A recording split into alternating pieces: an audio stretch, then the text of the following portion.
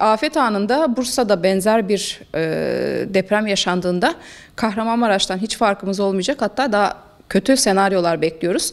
Çünkü burası Kahramanmaraş'a göre Marmara bölgesi elbette ticaretin ve ekonominin ve sanayinin aslında en önemli zirvesinin yer aldığı şehirler. Tahliye ile ilgili tabii deprem anında biz ısrarla söylediğimiz teknik insanlar depremde bir kere ana arterler dediğimiz şehrin ana arterleri, yolların çok açık olması lazım.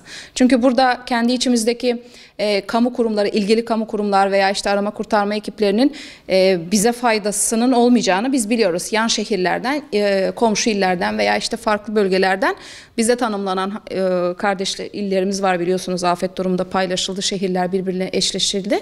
Buralardan gelen tüm desteğin şehre girmesi lazım. Öncelikle bu şehre desteğin ulaşabilmesi için ana arter dediğimiz, biliyorsunuz Bursa lineer bir aksta konumlandığı için temel olarak bir aksımız var. Ama bunu besleyen yanal akslarımız var. Şimdi şöyle düşünün, şehrimiz zaten çok uzun zamandır plansız bir yapılaşmayla bu hale gelmiş.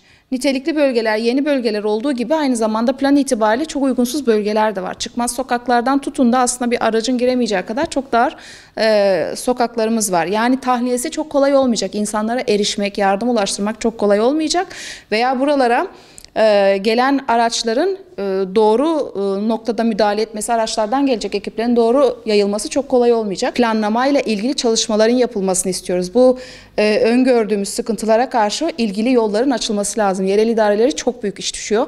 Aksların, o ana arterlerin açık olması lazım. Bizim aslında bir şehir senaryo, eylem planı dediğimiz afetlerle ilgili eylem planının depreme yönelik de net olarak ayrıca oluşması gerekiyor.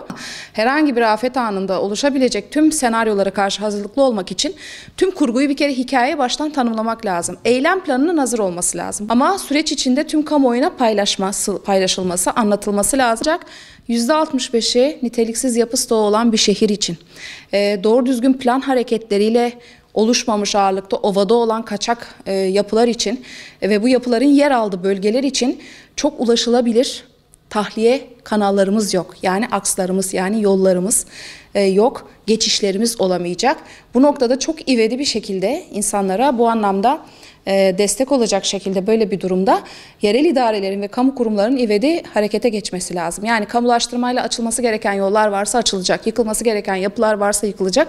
En azından bizim o senaryoya karşı bu tahliye yollarının veya yardım ulaştırma yollarının çok açık olması lazım.